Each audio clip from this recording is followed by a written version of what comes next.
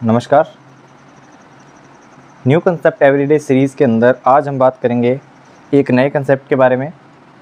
और जैसे कि आपको पता है कि पिछले कंसेप्ट के अंदर हमने ट्राइंगल के बारे में देखा था कि त्रिभुज क्या होते हैं, कितने प्रकार के होते हैं, भुजा के आधार पर, कोणों के आधार पर। आज हम उसी सीरीज़ के अंदर एक नेक्स्ट कंसेप्ट समझने वाले हैं, ट्राइंगल का ही, त्रिभुज का ही एक कंसेप्ट समझेंगे। तो आज का जो कंसेप्ट रहेगा वो रहेगा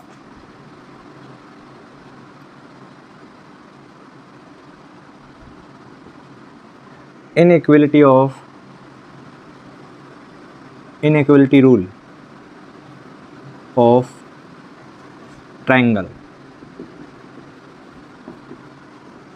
इनइक्वलिटी रूल का मतलब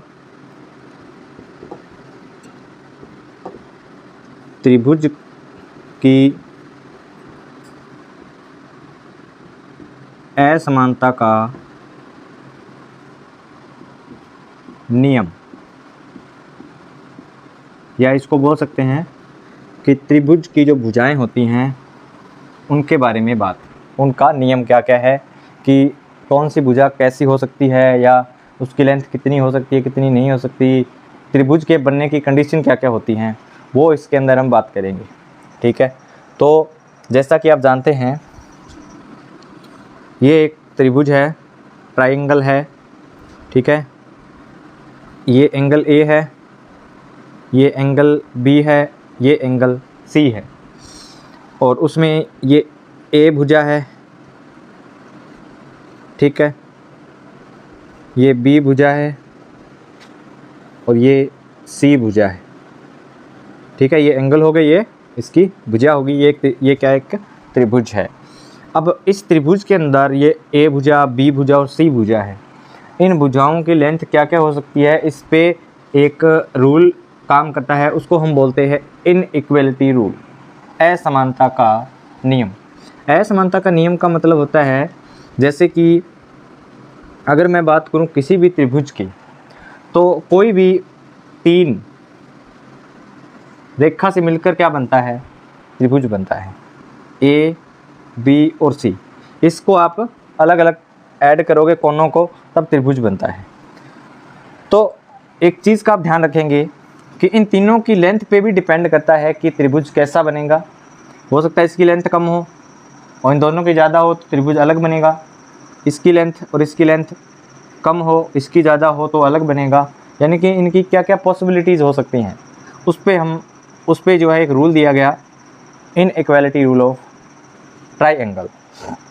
तो चलिए इस पे एक सिंपल सी दो चीज़ें आपको ध्यान में रखनी है, और उस पे बेस्ड मैं क्वेश्चन भी करवाऊंगा, तो आपको समझ आ जाएगा कि कैसे काम करती है ये चीज़।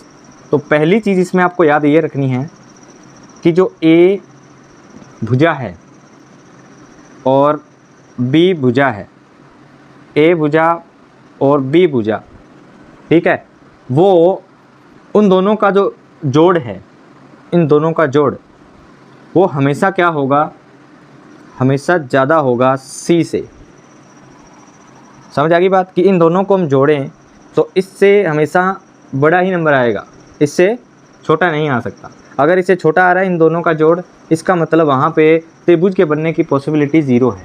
ठीक है, अब इसको सिद्ध भी करेंगे। ए प्लस बी का मान ज़्यादा होगा सी से, अगर जोड़ के देखेंगे तो त्रिभुज बन सकता है। या फिर ए प्लस माइनस बी, ए और बी का अंतर, ये तो इनका क्या है, योग है, ये क्या है, अंतर है।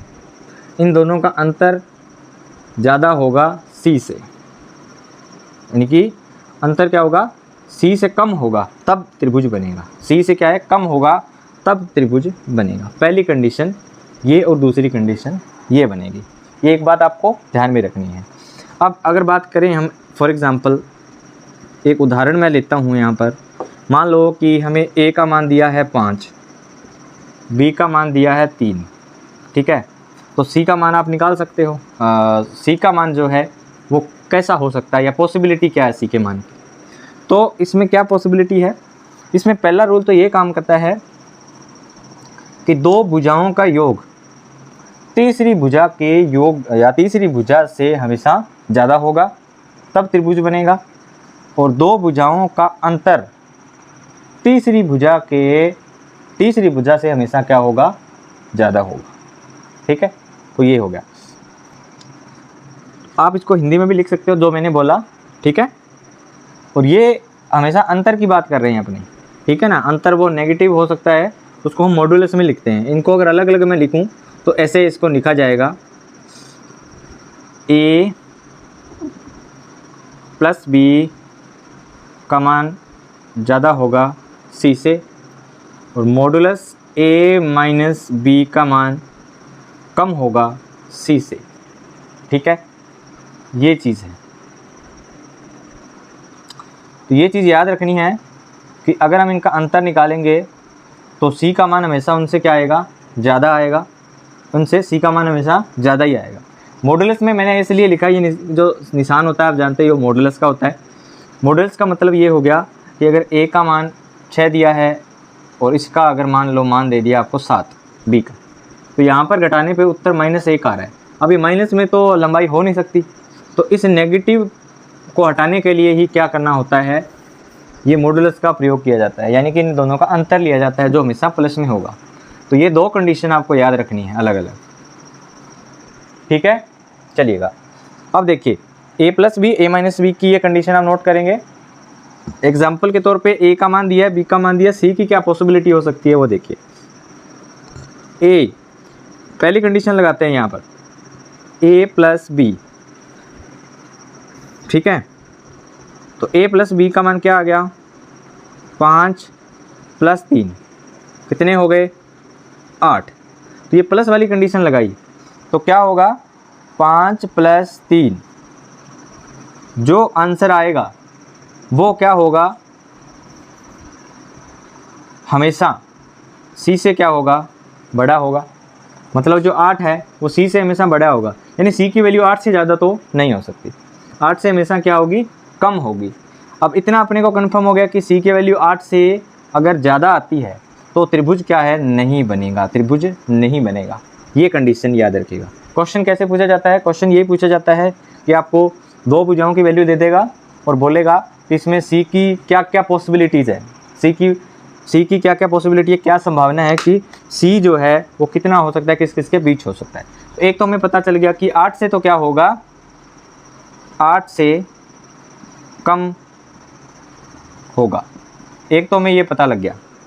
दूसरी चीज़, दूसरा फॉर्मूला अगर हम लगाते हैं a माइनस बी वाला, तो 5 माइनस 3 कितना अंतर आया, 2 का, 2 से क्या होगा, हमेशा ज़्यादा। तो c की वैल्यू क्या होगी, 8 से तो कम होगी और 2 से क्या होगी, ज़्यादा होगी। तो अगर इससे कम होती है तो त्रिभुज नहीं बन सकता, संभव नहीं है। तो हम लिख सकते हैं 2 से कम होगा। तो ये एक कंसेप्ट था इनइक्वालिटी रूल ऑफ ट्राइएंगल।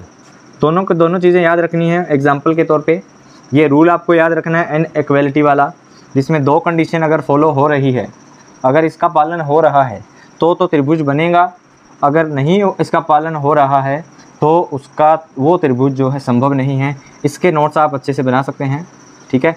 ये एक फॉर्मूला है, एक रूल है, ठीक है। तो होमवर्क के तौर पे आज के बाद, होमवर्क में आज के बाद आपको क्या मिलेगा, आप चैनल पे जाएंगे ना तो वहाँ पे एक पोस्ट का ऑप्शन होता है, पोस्ट जैसे होता है ना, जैसे होम, चैनल पे जाओगे तो होम होता है, फिर वीडियोज़ होता है, फिर प्ले लिस्ट होता है, और एक होता है पोस्ट का ऑप्शन। पोस्ट में आपको पर डे एक पोल मिलेगा। पोल का मतलब एक क्विज़ फॉर्म में होता है, उसमें एक क्वेश्चन दिया रहेगा होमवर्क का, नीचे 4 ऑप्शन रहेंगे, ठीक है। और जो भी आप आंसर दोगे वो उसमें वहाँ पे आप टिक करोगे, अगर सही हुआ तो राइट टिक हो जाएगा, अगर गलत है तो वो रॉन्ग बता देगा। और नीचे उसका क्या है, एक अच्छी बात, उसका एक्सप्लेनेशन भी आपको दिखेगा कि राइट है तो कैसे, या गलत है तो क्यों है, सारा उसको सॉल्व करके आप देख सकते हो। ये एक अच्छा तरीका मैंने ढूंढा है। तो आज से आपको जो कमेंट बॉक्स में भी इसको बताना है कि कैसा फॉर्मूला आपको लगा, और साथ ही साथ आपको इसको नोट करते चले जाना है, ठीक है, नोट्स बनाते चले जाना। तो समझ आ गया ये, तो अच्छा कंसेप्ट था। मिलते हैं नेक्स्ट कंसेप्ट के साथ। Thank you.